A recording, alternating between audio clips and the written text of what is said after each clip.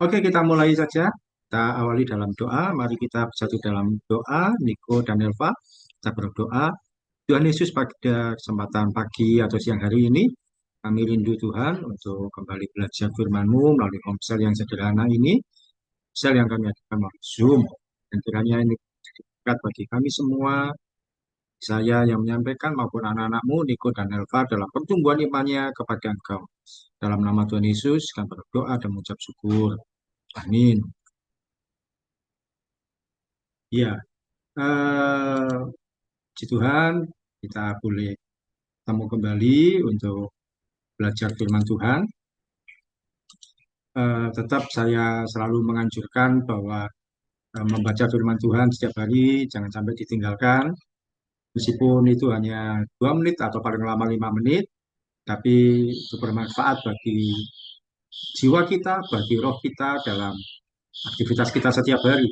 Sama seperti orang ketika makan, kalau dia tidak sarapan, dia tidak makan, itu kekuatannya akan hilang. Demikian juga dengan roh kita, jiwa itu pikiran.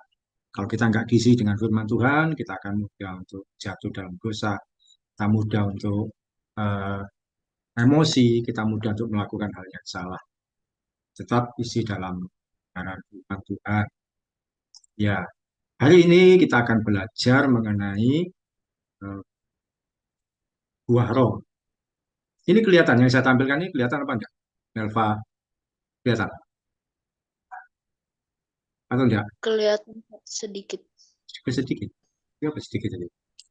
Hei, kebesaran ya. Galat. Oh, kelihatan, Pak. Kelihatan segini. Kelihatan. Niko kelihatan ya? Kelihatan, Mbak.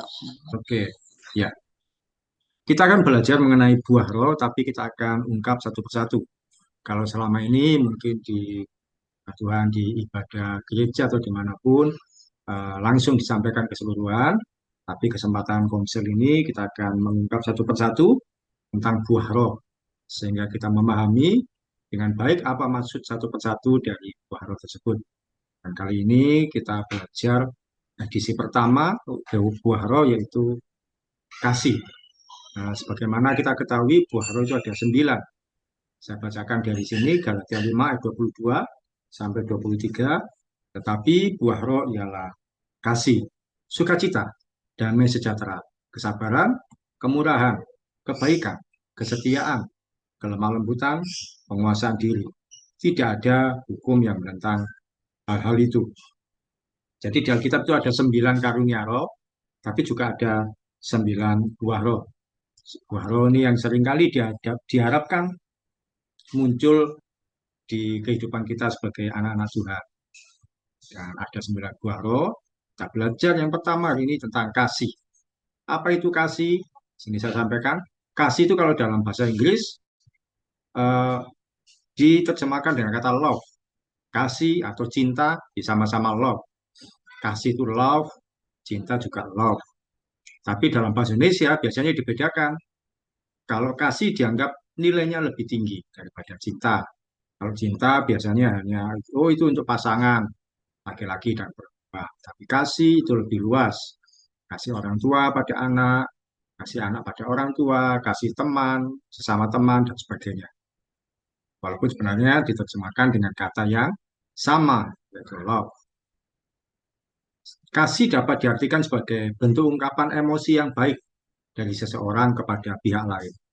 Kasih itu adalah bentuk ungkapan emosi yang baik dari seseorang kepada pihak lain. Pihak lain itu berupa Tuhan, manusia, alam sekitar, dan juga diri sendiri. Jangan kita mengasihi Tuhan, kita mengasihi sesama kita mengasihi orang tua, itu mengasihi manusia. Tapi kita juga diajarkan untuk mengasihi alam sekitar. Jangan membuang sampah sembarangan, jangan memetik bunga yang dirawat. Atau kalau satu kali kadang ada kesempatan naik gunung, tidak boleh untuk eh, mengotori alam sekitar di gunung. Dan juga diajarkan untuk kita mengasihi diri sendiri. Saya sampaikan juga bahwa kasih merupakan kebutuhan dasar manusia. Setiap orang itu perlu dikasihi dan mengasihi. Manusia bisa tahan untuk tidak makan dan minum. Namun kalau seseorang tidak dikasih, dia tidak akan merasa nyaman. hidupnya tidak tenang, dia tidak akan bisa bertahan, bahkan bisa sampai marah, sakit, dan mati. Nelva misalkan, kalau tidak dikasih makan sama orang tuanya, oke lah nggak apa-apa, mungkin masih bisa bertahan. Tapi coba dalam 1 hari, Mama tidak ajak bicara Nelva, didiamkan aja. Di sini rasanya kan ada kecewa, ada marah. Tuh, karena manusia butuh dikasih, butuh mengasihi. Bahkan karena tidak dikasih, orang bisa mengakhiri hidupnya. Karena kasih merupakan kebutuhan dasar manusia. Sekali lagi, orang bisa tidak dapat makanan, nggak punya uang boleh. Tapi kalau tidak dikasih, di sininya akan berontak. Misalkan kamu WA ke teman, tapi temanmu nggak bales, itu kan rasanya juga kecewa. Karena kita juga butuh diperhatikan. Kasih diwujudkan dengan memberi. Seseorang yang mengasihi pasti bisa memberi sesuatu bagi orang lain. Kita bisa memberi sesuatu pada orang lain tanpa mengasihi. Contohnya misalkan ketika makan di luar, kemudian Niko ada orang yang mengamen, nyanyi, ngamen. Nah, kamu bisa ngasih uang kepada dia tanpa kamu mengasihi pengamen. Kan kita nggak kenal. Ada orang yang mengemis. Kita mungkin bisa memberi. Tapi padahal kita tidak mengasihi dia. Tapi tidak mungkin kita mengasihi orang lain tanpa mau. Seseorang yang mengasihi pasti rela memberikan sesuatu untuk orang lain yang dikasih. Mungkin punya orang teman dekat yang dikasih pasti dengan mudah untuk memberi. Karena kasih itu selalu inti pengajaran kekristenan yaitu kasih. Orang Kristen dikenal sebagai orang yang suka mengasihi orang lain. Kalau Nelva dan Niko pernah tahu, orang-orang yang di luar sana yang bukan Kristen mesti ngomong, oh orang Kristen itu terkenal dengan kasih. Karena memang itu adalah ciri khas orang Kristen. Jadi itu pengertian kasih, ungkapan emosi yang baik dari seseorang kepada pihak lain. Nah, sekarang kita belajar firman Tuhannya, bahwa kasih itu merupakan perintah.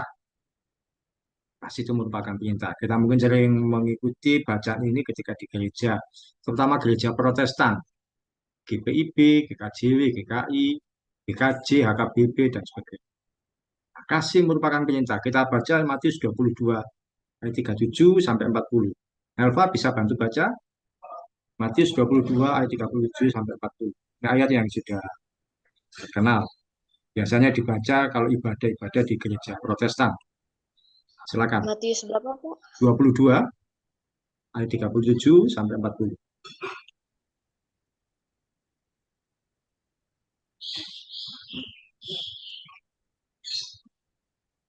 Jawab Yesus kepadanya, kasihilah Tuhan Allahmu dengan segenap hatimu, dan dengan segenap jiwamu, dan dengan segenap akal budimu.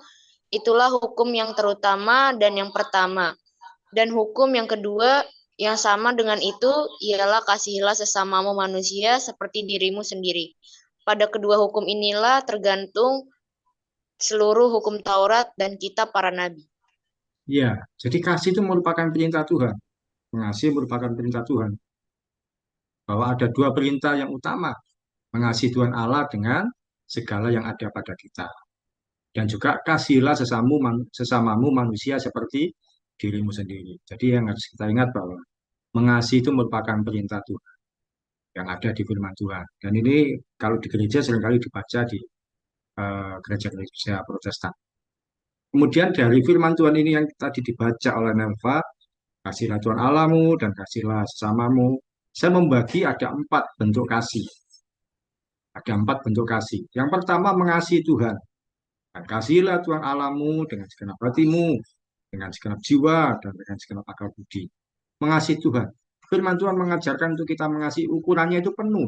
Ukurannya nggak setengah, nggak sedikit. Ukurannya itu segenap hati, segenap jiwa, dan segenap akal budi. Artinya, kita mengasihi Tuhan dengan tidak main-main dan melakukan dengan penuh ketaatan. Nah, tolong Niko baca di 1 Yohanes 4 ayat 19. Niko bisa baca untuk kita 1 Yohanes pasal 4 ayat 19.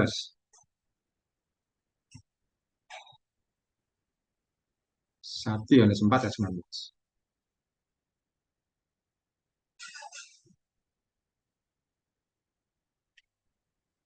Silakan. Ayat berapa, Pak? 19. 1 Yohanes 4 ayat 19.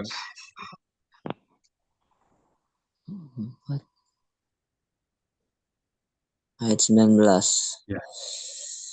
Kita mengasihi karena Allah lebih dahulu mengasihi kita. Ya, jadi kita mengasihi Tuhan karena sebenarnya Tuhan atau Allah di dalam nama Tuhan Yesus lebih dulu mengasihi kita. Bukan kita ini yang lebih dulu mengasihi, tapi Tuhan yang lebih dulu mengasihi kita. Bagaimana contoh cara mengasihi Tuhan? Kita setiap hari berdoa, ketika pagi, ketika malam, ketika makan, dan sebagainya, menghadapi kehidupan sehari-hari, kita berdoa. Mau berangkat sekolah, berdoa. Kita juga membaca firman Tuhan. Nah, itu yang kita kerjakan setiap hari. Itu tanda bahwa kita mengasihi Tuhan. Beribadah setiap hari Minggu, itu juga tanda bahwa mengasihi Tuhan. Kita menyediakan diri, menyediakan waktu untuk mengasihi Tuhan pada setiap hari. Jadi ini adalah bentuk kasih yang pertama, itu mengasihi Tuhan. Kemudian bentuk kasih yang kedua itu mengasihi sesama.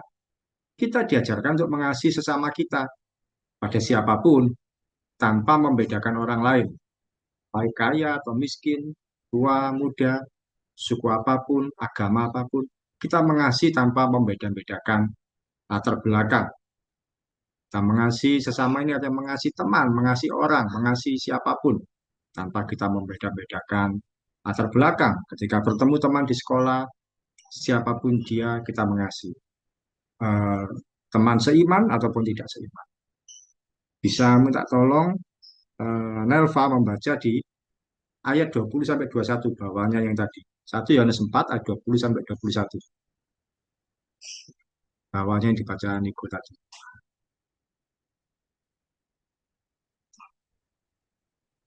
1 Yohanes 4 ayat 20 sampai 21, silakan. Jikalau seorang berkata, "Aku mengasihi Allah," dan ia membenci saudaranya, maka ia adalah pendusta. Karena barang siapa tidak mengasihi saudaranya yang dilihatnya, tidak mungkin mengasihi Allah yang tidak dilihatnya. Dan perintah ini kita terima dari Dia, barang siapa mengasihi Allah, ia harus juga mengasihi saudaranya. Ya, firman Tuhan mengatakan bahwa kita tidak mungkin mengasihi Tuhan yang tidak kita lihat kalau kita juga tidak mengasihi saudara yang kita lihat. Jadi kita harus mengasihi saudara kita. Kita harus mengasihi orang yang ada di dekat kita. Karena kita untuk Tuhan yang tidak kita lihat saja kita bisa mengasihi, apalagi untuk saudara kita, kita harus bisa mengasihi. Contohnya mengasihi sesama itu siapa? Mengasihi teman, mengasihi saudara, atau mengasihi orang yang ada di sekitar kita. Mengasihi siapapun yang memang kita kenal, yang Tuhan tempatkan di sekitar kita. Teman di sekolah, teman di gereja, atau siapa, saudara, dan sebagainya. Ini adalah contoh mengasihi sesama. Saya membagi bentuk kasih ada 4. Yang pertama mengasihi Tuhan, mengasihi sesama. Kemudian ada juga mengasihi orang tua. Jadi firman Tuhan tadi kan berkata, kasihlah sesamamu manusia. Nah, sesamamu manusia diantaranya juga adalah orang tua. Dalam kaitan mengasihi sesama, kita juga diajarkan untuk mengasihi orang tua. Kalian mengasihi orang tua, apapun kekurangan dan kondisi. Orang tua kita tidak selamanya sehat. Tidak selamanya orang tua kalian mampu. Atau tidak selamanya juga kondisinya baik. Disinilah kita diajarkan untuk tetap mengasihi orang tua. Ayat penguatnya bisa dibaca Niko Efesus 6 ayat 1 sampai 3. Efesus pasal 6 ayat 1 sampai 3.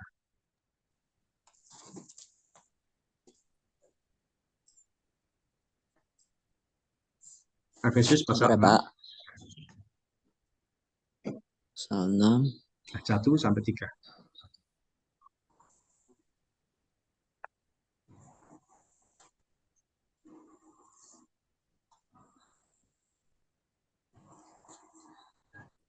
Ayat 36 ya, Pak ya? Oh, ayat 1 sampai 3. Efesus 6 ayat 1 sampai 3. Ayat 1. Oh, ya.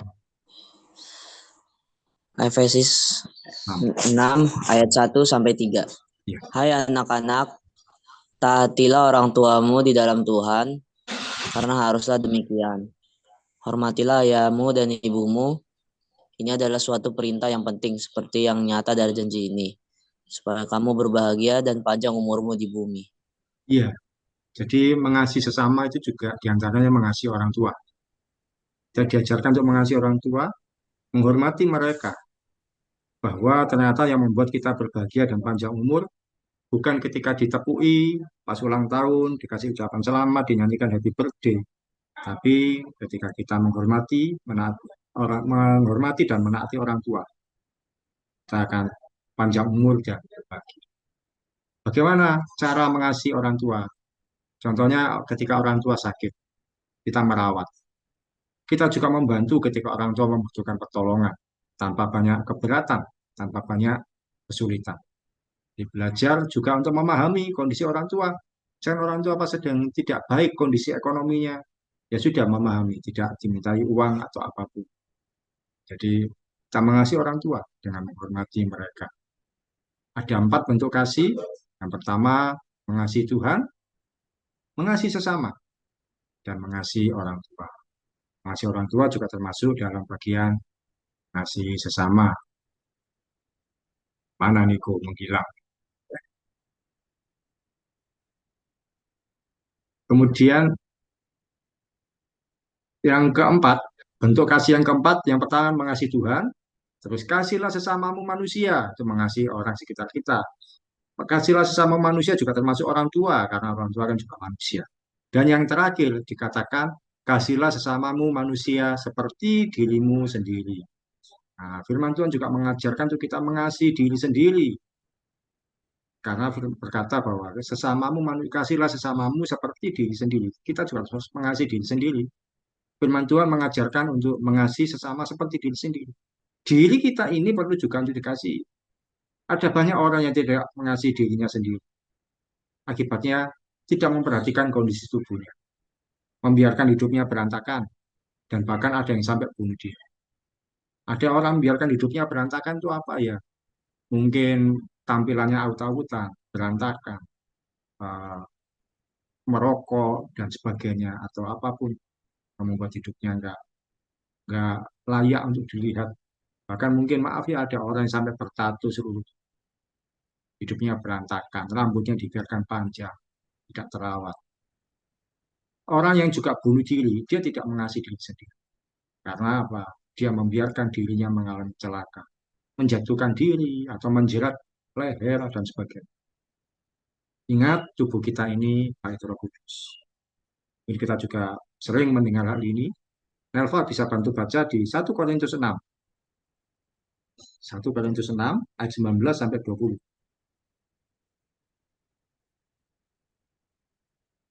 1 Korintus pasal 6, 19 sampai 20. Atau tidak tahukah kamu bahwa tubuhmu adalah bait Roh Kudus yang diam di dalam kamu, Roh Kudus yang kamu peroleh dari Allah, dan bahwa kamu bukan milik kamu sendiri, sebab kamu telah dibeli dan harganya telah lunas dibayar. Karena itu muliakanlah Allah dengan tubuhmu.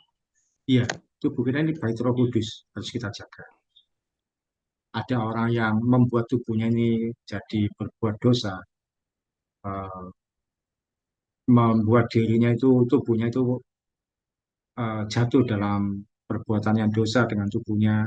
Ada juga yang contohnya tubuhnya ditato, rambut disemir warna-warni. Atau kalau kalian tahu anak-anak pang rambutnya dibuat mohak. Ada juga mungkin tidak mengasihi diri sendiri dengan cara apa? Malas mandi, malas bangun pagi, sahabat terlibat narkoba dan sebagainya, disuntik sana sini. Itu adalah tidak mengasihi diri, tidak mengasihi diri sendiri. Padahal firman Tuhan mengajarkan untuk kita mengasihi Tuhan dan juga mengasihi sesama kita seperti diri sendiri. Ada beberapa bentuk kasih.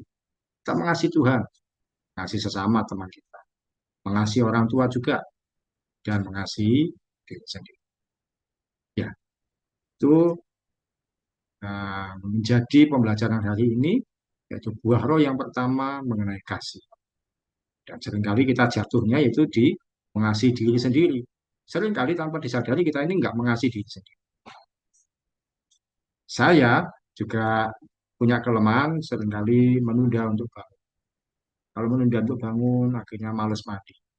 Akhirnya aktivitas jadi terhambat. Nah, itu berarti saya kurang mengasihi diri sendiri. Sekarang kita tutup dengan sharing. Bagian mana yang kamu merasa bahwa kamu belum mengasihi diri sendiri? Mungkin hal yang sederhana tadi, males mandi, males bangun, atau apa? Mungkin juga suka ngotori bagian tubuh atau apa dan sebagainya. Kalau menurut Elva, bagian mana yang kamu merasa belum mengasihi diri sendiri? Belum mengasihi diri sendiri, kalau menurut saya itu kayak sering insecure gitu, kalau dia merasa diri kurang cantik atau apapun itu. Kadang-kadang merasa gitu ya, Elva? Iya. Apa-apa. Tidak apa-apa. Itu kan bagian dari bahwa, iya saya menyadari di situ. Kalau menurut Niko, bagian dari mana kamu merasa bahwa kamu belum mengasihi diri sendiri?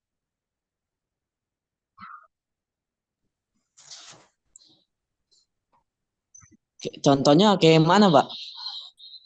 Contohnya misalkan males mandi, males bangun, mungkin jarang Oh, untuk keramas, tubuhnya ditato, rambut disemir, itu kan membuat dirinya berantakan. ya, ya, ya. Kalau saya sih ini malas mandi. Males mandi, Ya, jarang ditunda. banget mandi. Kenapa? Mandi siang. Oh, mandi. Jarang banget mandi siang. Karena apa? Panas ya, lagi mau sekolah, males. Iya, iya. Ya, tapi bagaimanapun, firman Tuhan mengajarkan untuk kita mengasihi diri sendiri.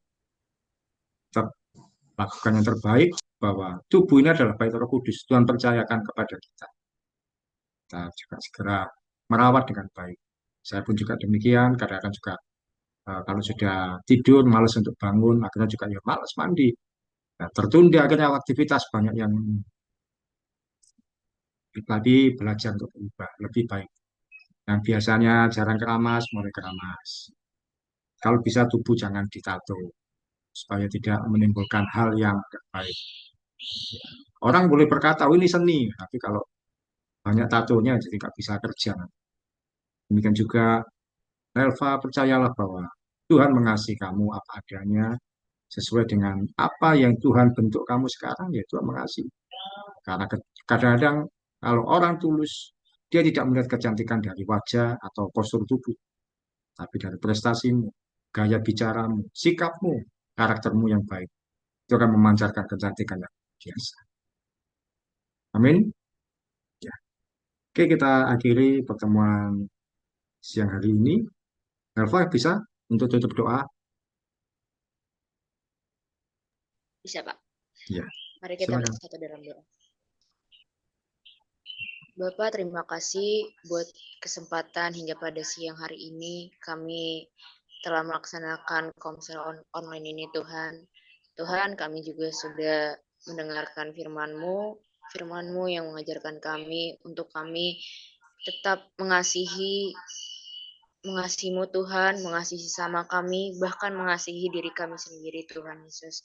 Tuhan, biarlah firman pada siang hari ini bisa dapat kami lakukan menjadi rema dalam kehidupan kami pribadi lepas pribadi, Tuhan. Tuhan, terima kasih juga untuk Pak Oki yang telah menyampaikan firman-Mu, Tuhan. Tuhan, kiranya Engkau berkati, Tuhan, untuk segala usaha dan pekerjaan Pak Oki yang Pak Oki jalani, Tuhan. Kiranya Engkau yang memberkati, Tuhan. Kau cukupkan juga untuk segala kebutuhan dan keperluannya, Tuhan. Tuhan, terima kasih juga. Kami serahkan seluruh kegiatan kami pada hari ini hanya ke dalam tangan dan kasih-Mu saja. Amin. Amin. Terima kasih Niko dan Elva. Sampai jumpa minggu depan. Semangat untuk belajarnya dan memberkati. Terima kasih, Pak. Terima kasih, Pak.